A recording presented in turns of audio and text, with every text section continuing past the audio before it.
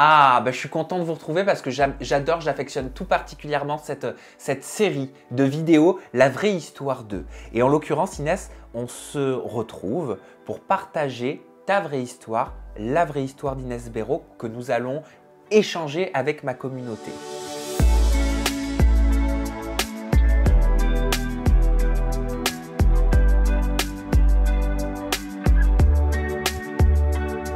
Je te propose de commencer par les bases. Les bases, elles se font souvent sur notre environnement, la religion, la foi, le rapport à la spiritualité.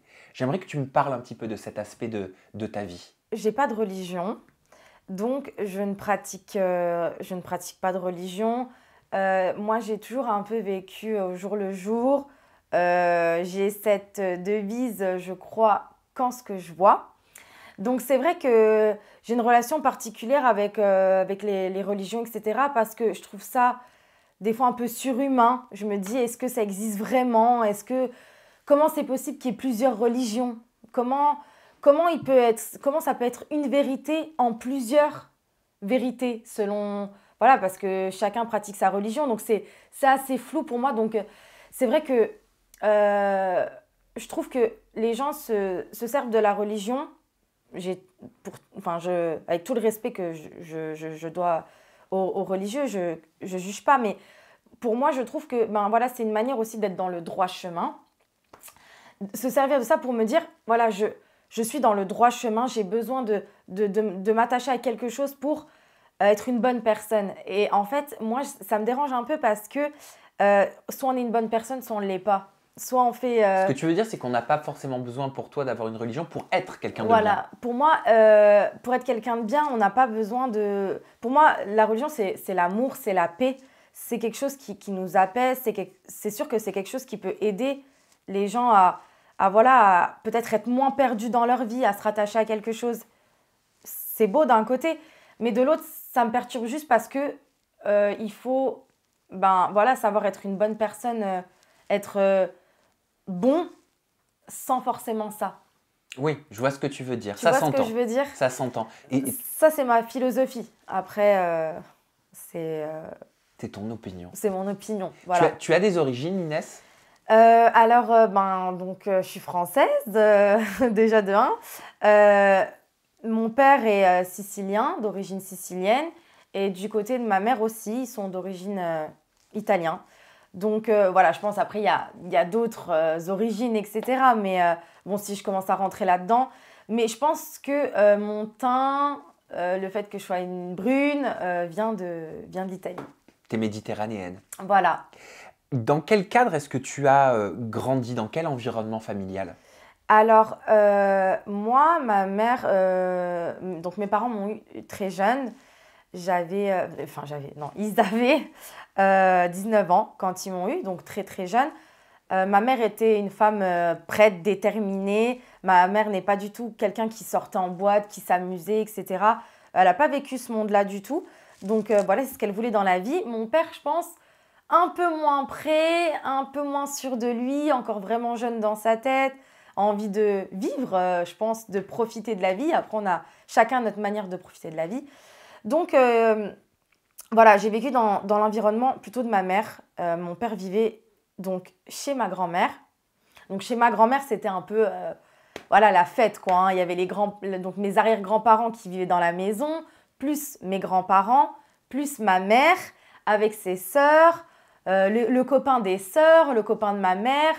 Ah, donc tu as vécu dans une grande maison avec toute ta famille? Voilà, donc toute ma famille. Mais ce qu'il faut savoir, c'est que ça a duré très peu de temps parce que du coup, mes grands-parents, donc les parents de ma mère, qui étaient ensemble depuis 20 ans, se sont séparés. Ma mère s'est séparée de mon père quand j'avais 2 ans. Donc au final, quand je suis arrivée, tout le monde s'est séparé. Donc ma mère s'est retrouvée avec mon père dans un appartement. Nous, pas de famille, c'est pas une famille aisée, c'est pas une famille… Voilà, c'est la pauvreté, quoi. Mais la pauvreté où on s'en sort. C'est pas non plus… on a la rue, on a toujours réussi à s'en sortir. Donc, vous arriviez à manger, on arrivait à manger, à finir les fins de mois. Les fins de mois étaient compliquées, etc. Mais moi, je ne l'ai pas ressenti étant donné que j'étais enfant, que j'étais bébé. Donc, voilà, c'est pas moi qui ai dû gérer tous ces problèmes. Donc, voilà, je l'ai pas vraiment vécu. Mais vous savez, quand on est enfant, les parents, même s'ils ont pas beaucoup d'argent, ils essayent de tout vous donner. Donc, Bien sûr. on n'a pas trop le ressenti là. Mais je sais que c'était dur pour mes parents. Après, c'est vrai que vu que mes parents se sont séparés jeunes, ils vivaient dans leur appartement ensemble, ils se sont séparés jeunes quand j'avais 2 ans. Voilà, mon père était plus foufou. Je partais le week-end. Ma mère, qu'est-ce que tu vas faire le week-end? C'était pas très clair. Donc à un moment donné, ma mère, elle a dit bon, je veux plus qu'il revienne quoi. Il me prend pour une con. J'ai plus envie qu'il revienne quoi. Donc pas du tout contre qu'il m'éduque, qu'il soit dans ma vie, mais voilà, je veux plus vivre avec lui. Donc mon père a fait sa vie. Il a rencontré quelqu'un, maintenant ça fait 20 ans presque qu'il est avec quelqu'un, il a fait 2 filles. Donc il a 3 filles en tout, j'ai 2 belles... non, j'ai 2 demi-sœurs. Donc tu es enfant unique Enfant unique. vis-à-vis de l'union entre ton papa Voilà. et ta maman. Moi je suis une fille unique, donc j'ai vécu quand même toujours seule, hein, avec au final ma mère. Mon père a refait sa vie, il a eu deux enfants, donc deux magnifiques filles. Moi je suis très proche de ma belle-mère. Je suis tombée heureusement sur la belle-mère gentille qui m'accueille, qui ne me laisse pas du tout de côté. Comparé à des fois des belles-mères exécrables qui ne veulent pas de l'ancienne vie de leur mari. Donc j'ai toujours été pris en compte par ma belle-mère et ça, heureusement, parce que ça m'aurait fait vraiment du mal. Mais par contre, ce que j'ai mal vécu, c'est que mon père, voilà, pas trop investi. Je pense je le sais qu'il y avait de l'amour envers moi, mais pas investi. Comme si, voilà, il avait sa vie, que moi j'ai ma vie avec ma mère. Et je suis pas trop présent, quoi. Comme si l'ordre des choses avait fait qu'il était peut-être un peu moins impliqué à tes yeux. Voilà, il était moins impliqué pour moi dans mon éducation, voire pas impliqué du tout. Ça t'a manqué, cette présence paternelle? Cette implication paternelle, je pense que je l'ai très très très mal vécu. Maintenant, je le vis... en fait, je sais pas si je le vis mieux, mais en tout cas, je l'accepte plus. Avant, quand je parlais de mon père, j'avais tout de suite... je pleurais tout le temps. Ah. Dès qu'on parlait de mon père, je pleurais. J'aimais pas du tout qu'on parle de mon père. Ça te faisait encore mal? J'avais mal, en fait. Je pense que j'avais beaucoup d'émotions vis-à-vis de mon père parce que je pense que j'aurais aimé qu'il soit tout le temps là. Je pense que j'aurais aimé... Tu l'aimes? Oh oui. Oui. Je l'aime beaucoup. Après, j'ai pas la même relation du tout, mais je pense que déjà quand j'étais jeune, je mettais tout le temps mon papa au-dessus. D'ailleurs, ça blessait un peu ma mère parce qu'elle me disait, mais tu le mets tout le temps au-dessus alors que c'est moi qui fais tout, c'est moi qui m'occupe de toi. Et elle rêvait en fait que mon père s'investisse plus. Je l'entendais quand j'étais petite. Je l'entendais au téléphone appeler mon père, mais t'appelles pas ta fille, tu prends pas de nouvelles de ta fille. Elle le forçait un peu, tu vois. À se manifester. À se manifester. C'est elle qui m'emmenait chez lui. Donc voilà, elle n'était pas du tout contre. Mais c'est juste qu'elle était déçue. Voilà, ma mère, elle est soignante, donc c'était pas facile. Elle travaille beaucoup. Elle travaillait beaucoup de nuit. Donc du coup, j'étais tout le temps chez ma grand-mère qui s'occupait de moi. Mais j'adorais être chez ma grand-mère. Donc du coup, j'ai une relation avec ma grand-mère qui est très fusionnelle, beaucoup d'amour entre nous. Et voilà, ma mère, elle s'est toujours tuée à la tâche pour qu'il ne me manque rien. Aujourd'hui, tu as quel rapport avec ton papa? Aujourd'hui, j'ai des rapports simples, sains. On ne s'est pas au téléphone tout le temps, on ne se voit pas tout le temps. Déjà, mon père vit dans le sud, moi je vis dans le nord-est, donc on n'est pas du tout à côté. Mais on a un rapport bien. Je pense que je peux lui parler de beaucoup de choses qu'avant je ne pouvais pas lui parler. Mon père a beaucoup changé, il était très dur, jeune. Maintenant, il s'est apaisé. Donc, déjà, quand j'étais jeune, voilà, tu te maquilles pas, tu me ramènes pas un mec, tu me ramènes pas voilà, quelqu'un à la maison. Voilà, il était très... Alors que maintenant, je le sens beaucoup plus apaisé, beaucoup plus détendu. Puis c'est l'âge qui a fait aussi. Donc, on s'aime beaucoup. Demain, il m'arrive quoi que ce soit, il sera là. Demain, je débarque avec mes valises, il sera là. C'est juste qu'on n'a pas ce rapport de se prendre tout le temps des nouvelles. Ce qui est différent avec ta mère, parce que tu es très, très, très proche. Alors, ma mère, c'est de l'harcèlement. Ma mère, ma mère, c'est tout l'opposé. Ma mère, c'est 5 messages par jour, c'est un appel par jour, c'est pas du tout pareil. Ça n'a rien à voir. Mais c'est normal, je suis sa seule aussi fille, je suis sa seule préoccupation dans la vie. Donc, bon, elle a sa vie aussi, hein, mais voilà, je suis toute sa vie, entre guillemets. Donc, c'est normal qu'elle essaye toujours de savoir si tout va bien. Tu parlais de ton papa qui était assez strict, assez dur dans ton éducation quand tu étais plus jeune. Donc, j'imagine que le trait d'eyeliner, tu le démaquillais avant de rentrer. Oui, c'est ça. C'est ça. Dès que je rentrais, en fait, c'est simple. Une fois, je suis rentrée avec un trait d'eyeliner, c'est tout, hein. Mais qu'est-ce que c'est que ça? Tu vas m'enlever ça tout de suite. Mais c'était rien que son air, son regard. Je me disais, oh, il rigole pas en fait. Parce qu'en fait, moi, j'ai pas du tout été éduquée par lui. C'est juste que pendant 1 an, vu que j'étais très rebelle étant jeune, ma mère, elle a dit, bon, j'en peux plus. Je pense qu'elle a besoin de cadre, ma fille. Je pense que, étant donné que ma mère, elle culpabilisait de ne pas m'avoir apporté certaines choses, comme un père, etc., etc., elle était quand même gentille, voilà, elle cédait à mes caprices, elle n'arrivait pas à me punir, c'était dur pour elle de faire ça. Donc elle a dit, moi je ne suis pas capable, il faut que son père le fasse. Sauf que pendant les 1 an que j'ai vécu avec mon père, j'ai remarqué que voilà, si j'avais été élevée par mon père, ça n'aurait pas été pareil. C'est-à-dire que mon père, c'était une bêtise, c'était ton téléphone, tu me le donnes et je ne te le rends pas. Il y a une remarque dans le carnet de correspondance à l'époque, donc le collège, etc. Pas de sortie. C'était vraiment carré. Et de quelle façon tu as grandi par rapport à la relation que tu pouvais avoir avec ton physique? Tu sais, au moment de la puberté, au moment de l'adolescence. Alors, ce qui est étrange, c'est qu'au moment de la puberté, au moment de la puberté, en fait, je savais pas trop où me positionner, je savais pas si j'étais belle, si j'étais moche. En fait, je savais pas tout ça. Déjà, j'avais l'impression qu'on m'aimait pas beaucoup. Enfin, que voilà, j'étais pas celle qui était aimée des gens. Tu parlais à l'école? À l'école, etc. J'étais souvent... Après, c'est moi qui étais comme ça, peut-être aussi. Mais j'étais souvent dans mon coin. Je sais pas, j'avais l'impression qu'on était un peu contre moi, mais je sais pas pour quelle raison. J'ai un peu vécu mal ces années-là. À part, voilà, au collège où j'ai commencé vraiment à être un peu plus grande, au lycée, tout s'est très bien passé. Mais voilà, plus vers la primaire, 6e, 5e, etc., j'ai l'impression que j'avais du mal à avoir une vraie copine, un vrai groupe d'amis, quoi. Donc voilà. Tu sais pourquoi aujourd'hui? Non, je sais pas pourquoi. Peut-être parce qu'au final, j'étais... peut-être parce que ce qui ressort maintenant, c'est que je deviens un peu des fois fermée. Des fois, on dirait que j'ai pas trop envie de parler ou que voilà. Alors que j'ai eu une période où j'étais très avenante, que j'étais très sociable.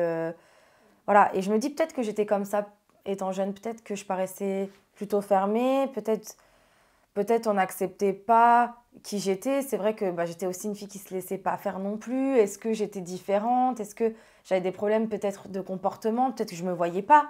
T'étais comment? Honnêtement, si tu prends du recul et tu te regardes à l'époque du collège comme si tu regardais un film, tu te qualifierais comment? T'étais quel genre d'élève? Élève envers les profs ou envers les élèves? Les deux. Envers les profs d'abord. Alors, envers les profs, au collège, j'étais un peu rebelle. Je répondais. Étant donné que j'étais en plus éduquée par ma mère qui voilà, laissait des fois un peu les choses passer, j'avais pas peur de me prendre une remarque dans le carnet, Ok, donc tu etc. avais souvent des heures de colle, tu allais souvent chez la CPE. Voilà, j'avais souvent des petits problèmes comme ça. Après, envers les élèves, je me trouvais gentille quand même. J'étais pas une fille méchante. J'ai jamais, par exemple, fait de l'harcèlement à un élève. J'ai jamais suivi ce genre de mouvement, etc. J'étais toujours, voilà. Par contre, là où j'avais un problème, c'était sur ma manière peut-être des fois de répondre. Je pouvais paraître un peu violente, en fait. Et je pense que ça a fait peur peut-être à certaines personnes, en fait. Parce que j'étais quelqu'un qui n'arrivait pas à se canaliser, qui pouvait faire des crises, même envers les profs. Par exemple, on me prenait mon téléphone. C'était moi qui étais en tort. On me prenait mon téléphone. J'allais faire une crise. alors que, enfin, c'est pas normal. C'est pas normal ce genre de comportement. Je pense que j'ai dû faire ressentir que j'étais pas quelqu'un de stable émotionnellement. Bon, je parle comme ça à cet âge-là, mais je pense que ouais, je paraissais peut-être pas si normale que ça en fait. Et dans ta vie d'adolescente en dehors de l'école, est-ce que c'était le cas? Est-ce que tu étais en crise? Est-ce que tu étais rebelle? Ouais, je faisais quand même des crises, euh, beaucoup, peut-être beaucoup capricieuses, mais pas capricieuses, méchantes, mauvaises, hein, capricieuses dans le sens où j'étais vachement, étant donné que j'avais, en fait, étant donné qu'on n'avait pas la vie avec de l'argent, etc. euh, En fait, j'ai l'impression que je manquais beaucoup de choses. Moi, Mm. adolescente, je me disais, on est pauvre, ça me saoule, j'en voulais à ma mère, alors que la pauvre, elle se tuait à la tâche, je me rendais pas compte. Je me disais, ouais, moi, je veux qu'on ait plus, ça me saoule de voir le frigo vide. Donc, en fait, j'étais très, comment on appelle ça? Dans le Exigeante. reproche? Oui. J'étais exigeante. Mais j'étais qui pour me permettre d'être exigeante, en Tu as fait? beaucoup de recul, hein, je trouve, hein, sur ton histoire. Bah, je me rendais pas compte, mais c'est vrai que je me dis, mais en fait, je me suis pris pour qui, en fait, d'être comme ça? D'être exigeante, d'être capricieuse. Euh, Pourquoi, en fait? Pourquoi j'étais comme ça? Alors qu'au final, je manquais quand même de rien.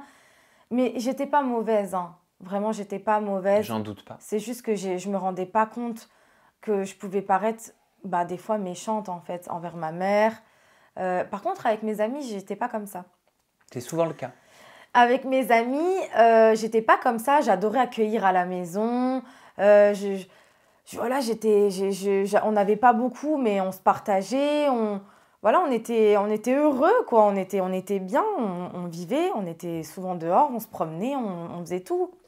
Et en termes d'études, jusqu'où tu es allé? Qu'est-ce que tu as fait comme formation? Alors, moi, j'ai eu beaucoup de mal avec l'école.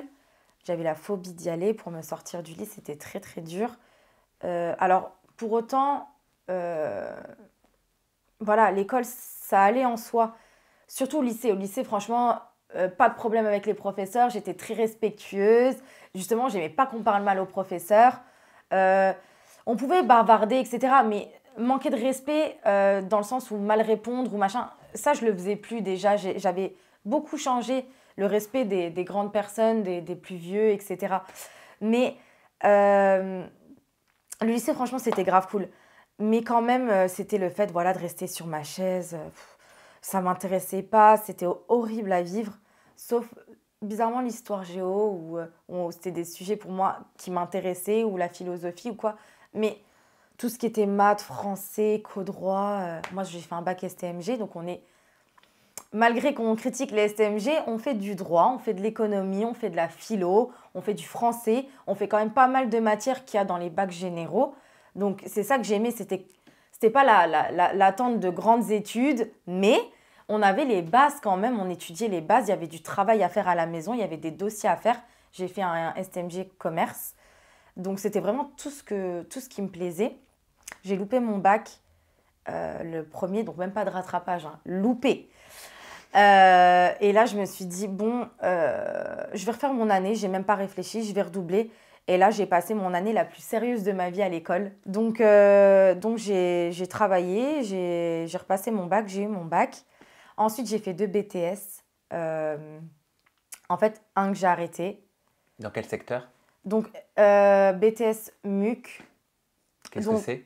le BTS MUC, c'est Management des unités commerciales. Donc, on D'accord. étudie comment ouvrir son commerce, comment créer une entreprise, tous les facteurs pour que l'entreprise puisse réussir à faire du bénéfice, à s'ouvrir. Vraiment tout, tout, tout, tout. Et après? Et en fait, j'ai fait les deux là. En fait, j'en ai fait un en initial. Donc, non, alors, non, je dis n'importe quoi. Le premier que j'ai fait, je voulais le faire en alternance. Sauf que je suis arrivée trop tard. Et en fait, les entreprises ne recrutaient plus. Donc, alternance, c'est lundi, mardi, école, le reste de la semaine au travail, dans une entreprise. Et en fait, je ne m'étais pas vraiment bougée. Je n'avais pas trouvé d'entreprise. J'avais 2 mois pour trouver une entreprise. Je n'ai pas trouvé d'entreprise. Donc, j'ai fait quelques mois de cours sans entreprise. Et au final, pas plus motivée que ça. J'ai dit, bon, allez, je reviens l'année prochaine. Je reviens avec une entreprise. Là, cette année, je trouve, j'ai 5 mois avant que l'année recommence. Je vais trouver une entreprise. Je suis repartie pour retrouver une entreprise. J'ai trouvé une entreprise sympa qui est Levis. Au début, je ne voulais pas du tout être là-dedans. Mais en fait, dans l'immobilier, moi, c'est ça que je voulais faire à la base. Ils ne voulaient pas me recruter en tant alternante. Ils voulaient me recruter en tant qu'agent commercial. Donc, tu viens chez nous, mais tu n'es qu'à nous. On te forme en interne, mais tu travailles pour nous. C'est pas on te forme, on te paye pour qu'à la fin de tes études, tu t'en ailles. Donc, je me suis dit, bon, je vois que ça ne marche pas comme je veux. Je vais aller, du coup, dans tout ce qui est la base, la vente, la vente, magasin, boutique. Et à la base, MUC, c'est supermarché, etc. J'ai dit, c'est pas possible. Donc, j'ai trouvé Levis par chance. Donc, vente de jeans, vente de vêtements, plus l'école. Sauf que, en fait, au bout d'un moment, donc je mélange un peu les choses, mais j'étais 3 ans avec quelqu'un avec qui ça s'est très mal passé. Et en fait, ça s'est fini à ce moment-là. J'ai continué à travailler. Mais en fait, vu que je sortais de 3 ans d'une relation dure et un peu prison, j'ai eu envie de vivre. En fait, je me suis dit, mais en fait, j'ai envie de partir en vacances. En fait, j'ai envie de faire la fête. En fait, j'ai envie de faire ci, ça. Mais en fait, dans mon travail, c'était impossible. C'était du travail H24 parce qu'en plus, je travaillais en boîte de nuit le week-end. Donc, c'était vraiment aucun jour de repos, pas de vie. Et en fait, à un moment donné, j'ai pété un plomb, puis j'ai dit, je ne retourne plus travailler. Et donc, j'ai arrêté encore une fois un BTS en cours de route, alors que j'étais vraiment sur le bon chemin. J'étais bien, j'étais à l'école, j'avais une entreprise. Enfin, voilà, de quoi avoir un bon bac plus 2. Et au final, je n'ai pas été jusqu'au bout. L'amour, hein. Souvent, dans les relations amoureuses, quand on est jeune, on prend moins de recul et on se laisse happer par le moment qu'on est en train de vivre. Oui, c'est ça en fait. Et c'est vrai que ça m'a aidé d'être en relation amoureuse parce que ça m'a apporté de la stabilité, etc. Mais en même temps, ça m'a tellement perturbée. Elle t'a marqué cette relation amoureuse? Oui, elle m'a marquée, oui, elle m'a marquée. Pour quelle raison? Elle m'a marquée parce que c'était une relation hyper compliquée, hyper passionnelle. On connaît tous le cliché de la relation passionnelle, hein. Mais moi, c'était vraiment le cas et il y a eu de la violence dans cette relation. Tu te faisais taper? Il y a eu de la violence des deux côtés. D'accord. Sauf que l'homme a plus de force que la femme. Je pense que j'ai essayé de me défendre aussi. Il y a eu un moment donné où, oui, il m'a frappée à plusieurs reprises et que mon physique en a pris un coup. C'est-à-dire que tu avais des séquelles, tu avais des marques, tu étais marquée? J'avais des marques. Voilà, j'ai été travailler avec un œil au beurre noir. Enfin, voilà, c'était pas facile. Je pense que sur le moment, je le vivais. Je pensais pas mal le vivre. Je me disais, bon, je suis triste, je suis machin. Mais voilà, j'ai vu que j'avais une vie très active. Je compensais par le travail, je compensais par d'autres choses. Sauf qu'en fait, je pense que quand je me suis retrouvée à plus travailler, je pense que j'ai beaucoup ruminé. Et je pense que c'est pour ça que j'ai pu peut-être me renfermer par la suite, pu être la fille aussi joviale que j'étais auparavant. Je comprends mieux. Comme quoi ça nous marque, hein, les expériences qu'on a. Moi, je pense que ouais, ça nous marque énormément, mais c'est inconscient en fait. Bien sûr, on s'en rend compte après. Ouais, et on se dit, mais en fait, comment ça se fait que je suis passée par là, que je suis devenue ci, que j'ai fait ci, j'ai fait ça, pourquoi? Et en fait, quand on réfléchit, je pense qu'il y a des fils conducteurs.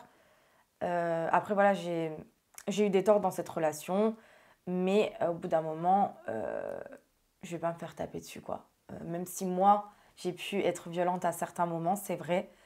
Je vais pas accepter non plus, par culpabilité, parce que j'ai déjà eu des mauvais comportements, de me faire tabasser, quoi, tout simplement. Donc voilà, je suis passée par là, puis en fait, au final, ça m'a perdue, puis je me suis dit que j'allais compenser tout ça par la fête, et j'étais heureuse. Enfin, j'étais contente de sortir, de voir du monde.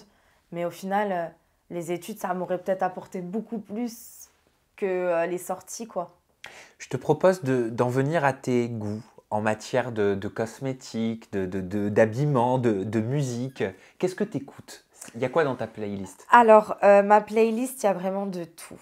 Ça peut aller de Jul, Nino, le rap français, la racaillerie, PNL, tout ce que tu veux, à vraiment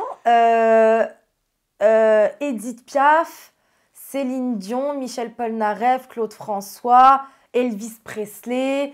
Vraiment, je m'épanouis dans toutes ces musiques-là. La musique française à l'ancienne, la musique aussi à l'ancienne anglaise, américaine. Enfin, vraiment de tout en fait. J'aime beaucoup les musiques aussi un peu mélancoliques, tristes.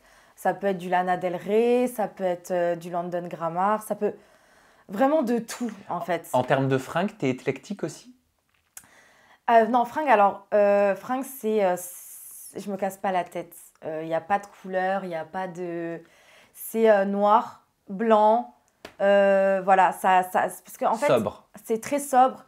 Ça reste toujours très simple, classe. Bon, après, c'est moi qui me qualifie classe, hein. Après, peut-être pour d'autres, non. T'es très classe. Merci. Quand j'étais jeune, j'étais plus provocante. Ça me faisait pas de moi une fille qui se respectait pas. Ou alors, après, je qualifie pas quelqu'un qui... Chacun fait ce qu'il veut. On se cherche quand Voilà, on est jeune. mais on se cherche. C'est aussi un nouveau pouvoir qu'on découvre, la séduction. Et donc, on en joue peut-être avec moins de mesure qu'en prenant de l'âge. Voilà, je pense que j'aimais beaucoup plaire. Je voulais voir... en fait, j'aimais bien... qu'on me regarde, être le centre de l'attention, mais tout en restant quand même éloignée. Voilà, j'étais là, mais sans être là. Mais j'adorais qu'on me voit, mais tout en restant un côté un peu inaccessible, etc. Donc c'est vrai qu'on se cherche et j'étais vachement sur les petites robes, les talons de 24 cm. Même mes copines, elles me disaient, mais comment tu fais pour marcher avec ça? J'avais 16 ans.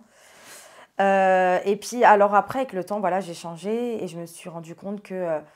voilà, avec un beau petit jean, belle petite chemise, une petite jupe décollant, des bottes, un beau manteau, un beau tailleur. En fait, on est tout aussi mis en avant. Bien sûr. Et plus sobrement. Donc voilà, le style, c'est... sobre et classe. Voilà. Et en termes de cosmétiques, tu as des petits rituels, soins? Alors, non. Soins, non. En fait, je ne suis pas quelqu'un qui fait très attention à sa peau, etc. Parce que par chance, j'ai jamais eu de problème de peau, j'ai jamais eu de boutons, etc. Donc, en fait, j'ai jamais cherché à améliorer. Par contre, voilà, la seule chose que je fais, c'est quand même bien se nettoyer la peau. Très important. Très important, parce que ça, des fois, on n'y pense pas. Mais voilà, toujours de l'eau micellaire, etc. Le nombre de personnes qui ne nettoient pas leur visage dans la douche. Oui, voilà, c'est vrai que c'est important, voilà, c'est la base, voilà, de bien se nettoyer la peau, gel nettoyant, eau micellaire, parce qu'en fait, on se rend pas compte, mais c'est une fois ma belle-mère, quand j'étais plus jeune, adolescente, elle me dit, tu vois, là, tu vas te coucher. Elle me dit, prends un coton, mets de l'eau micellaire, nettoie ta peau. Et j'ai vu toutes les choses qu'on ne voit pas, en fait, la sur pollution, ce coton. etc. Et je me suis dit, donc voilà, donc très important, se nettoyer bien la peau, une crème hydratante et au dodo. Et voilà. basta. Et basta. Et pour le maquillage, un peu de fond de teint. Mon fond de teint préféré qui est Estée Lauder. Double Wear? Oui, c'est vraiment mon l'anti-cerne est très bon aussi. Ouais, mon fond de teint préféré, mon coup de cœur, honnêtement, parce que il est parfait. Couvrant, mais pas trop. Couvrant, mais pas trop, il est Kendall parfait. Jenner l'a approuvé aussi. C'est vrai? Elle était égérie. Ah ouais, d'accord. Ah ouais, ben voilà. C'est vraiment pour moi le fond de teint par excellence, qui fait pas gras, qui part On est en pas... train de faire un placement de produit là. qui part pas en plâtre. Voilà, une poudre, un petit peu d'eyeliner, voilà, du gloss et voilà. Et basta. Et basta. Pas de contouring, etc. Je me casse pas la tête. Et enfin, j'aimerais qu'on termine ta vraie histoire, Inès Béraud, par la citation qui pourrait résumer ta vie. La vie est une longue blessure qui s'endort rarement et qui ne guérit jamais. Ah, c'est joli. C'est très joli parce que je pense que dans la vie, il y a des blessures du passé Il y a des choses que, voilà,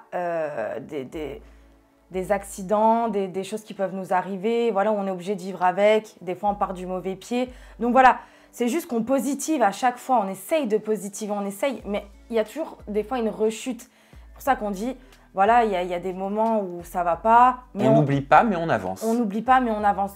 Donc, c'est pour ça, pour moi, la vie, c'est pas facile. Au début, quand on est jeune, quand on est enfant, on ne se rend pas compte. Et au final, c'est dur d'apprendre à se connaître, d'apprendre à se gérer. Tous les jours est une nouvelle journée, est un nouveau jour.